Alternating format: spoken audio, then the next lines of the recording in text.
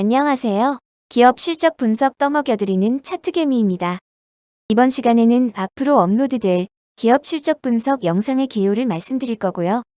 그 다음에는 분석 대상 재무 비율에 대해 간략하게 설명드리도록 할게요. 혹시 재무제표 기초용어가 생소하신 분들께서는 전편 영상을 보시고 이 영상을 보시면 좋을 것 같아요. 본격적으로 들어가기에 앞서 한 가지를 안내해드려요.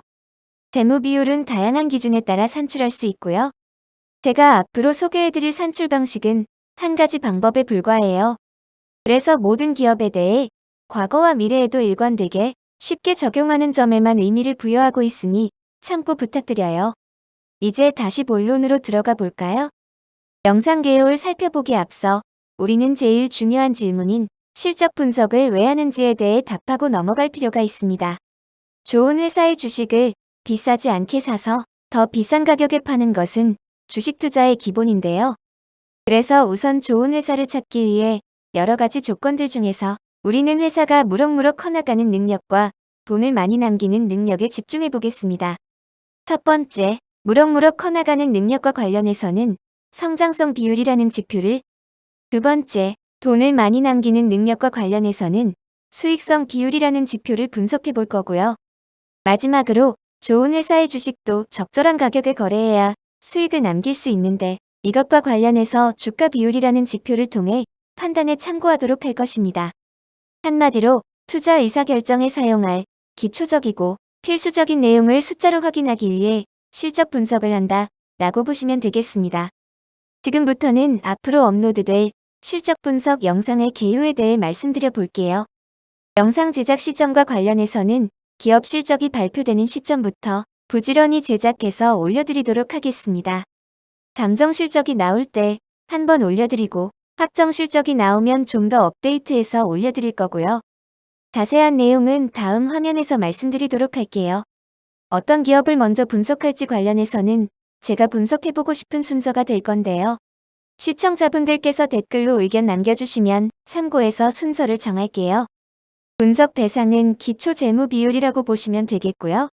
성장성 비율, 수익성 비율, 주가 비율 중 일부라고 보시면 될 것 같아요. 그리고 저는 앞으로 연결 재무제표의 연결 실적을 분석하도록 할 거예요.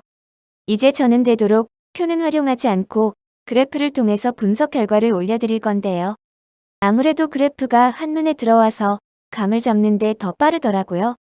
지금부터는 잠정 실적, 확정 실적별 분석 내용을 설명드릴게요. 성장성 비율 3개, 수익성 비율 2개, 주가 비율 2개는 잠정 실적과 확정 실적 때 모두 분석해서 올려드릴 거고요. 자기자본 이익률이나 주가 순자산 비율 같은 경우는 재무상태표 수치가 필요해서 확정 실적 때에만 제공 가능하네요. 이제 재무 비율 각각에 대해 간략하게 설명드리는 시간을 가져볼게요. 우선 성장성 비율인데요. 성장성 비율은 1년 전에 비해 실적 규모가 커지고 있는지를 알아보는 지표예요. 매출액 증감률을 예를 들면 전년 같은 분기 대비 이번 분기에 매출액이 얼마나 늘었는지 혹은 줄었는지를 보는 지표입니다. 분모의 ABS는 절대값이라는 의미입니다. 이제 성장성 비율과 관련하여 화면에 SK하이닉스의 매출액과 주가 추이를 보시죠. 2012년부터 5년 동안 회사의 매출액이 10.2조에서 30.1조로 연평균 24.3% 성장했는데요. 그 기간 동안 회사의 주가도 25,750원에서 76,500원으로 연평균 24.3% 상승한 것을 보실 수 있습니다. 이처럼 성장하는 기업을 찾는 것이 주식 투자의 기본이자 우리의 과제가 되겠습니다. 이제 수익성 비율인데요. 수익성 비율은 현재 판매에서 많이 남기고 있는지를 알아보는 지표예요. 예를 들어 영업이익률은 매출액 중에 영업이익으로 몇 %를 남기는지를 볼 수 있어요. 이제 수익성 비율 중 자기자본 이익률에 대해 살펴보면요. 이 비율은 자기자본으로 순이익을 얼마나 남기는지를 볼 수 있어요. 이제 수익성 비율과 관련하여 NC소프트의 케이스를 살펴보겠습니다. NC소프트는 2012년부터 5년간 매출액 기준 연평균 18.5% 성장세를 보였는데요. 주가는 같은 기간에 연평균 24.4% 상승하였습니다. 주가가 매출액 증가율보다 더 높게 상승한 원인을 리니지엠 출시로 영업이익률이 11%포인트 개선된 것을 들고 싶네요. 기업이 성장하는 데다가 돈을 남기는 능력도 향상되면 더욱 좋은 기업이라고 할 수 있겠죠. 이제 주가 비율에 대해 살펴볼게요. 주가 비율은 주가를 주당 순이익 등과 비교했을 때 몇 배의 수준인지를 나타냅니다. 구체적으로 주가 순이익 비율을 보면 분자의 주가는 기준 분기 말일이나 실적 발표일 이길의 종가를 사용했고요. 분모의 주당 순이익의 순이익은 기준 분기를 포함한 최근 1년의 순이익을 유통 주식수로 나눠서 계산했어요. 이제 주가 비율의 종류를 설명드리면요.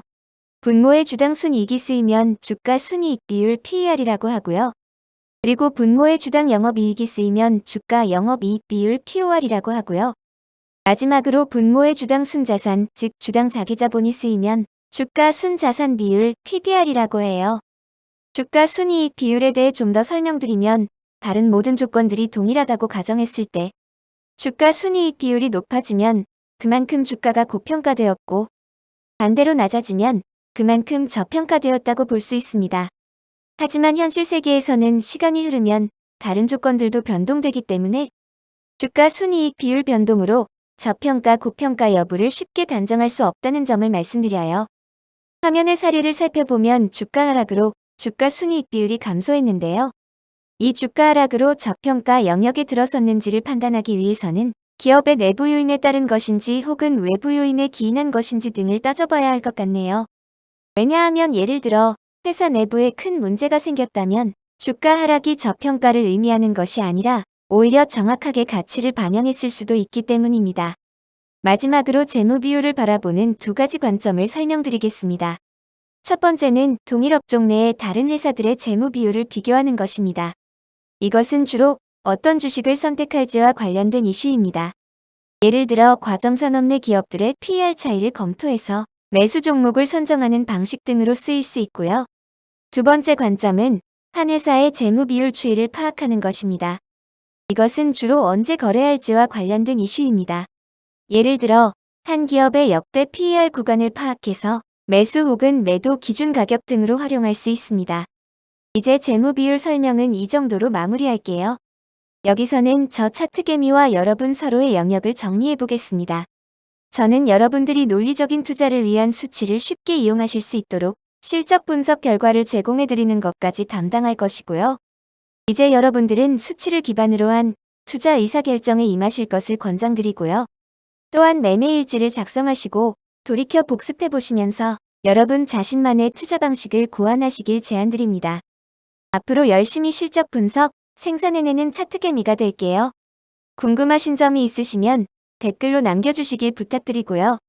마지막으로 도움이 되었다면 좋아요, 구독, 알람 설정 부탁드립니다. 이제 실적 분석 영상에서 뵐게요. 감사합니다.